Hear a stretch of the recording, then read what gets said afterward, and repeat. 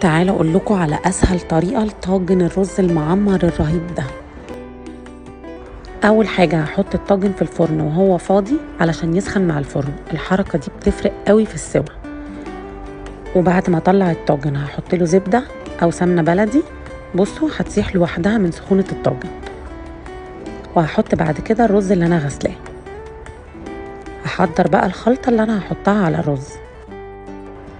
انا بحط للرز لبن كامل الدسم وكريمه حلويات، انتوا عارفين انا بحب كريمه الحلويات اكتر من كريمه الطبخ. انا بحط اللبن والكريمه قد بعض، او الكريمه كمان ممكن تبقى اكتر من اللبن. الطريقه دي بتخلي الرز مش محتاج حتى يتحط له قشطه. سخنت الكريمه واللبن على النار لحد ما غليوا سوا، وحطيت لهم مرقه وظبطت الملح والفلفل وحطيتهم على الرز. هدخل الطاجن الفرن وهو سخن، وهسيبه لما يبتدي يغلي. ممكن اوطي درجه حراره الفرن شويه واسيبه لحد ما يستوي ووشه يحمر. وشه بيحمر من غير حتى ما افتح الشوايه.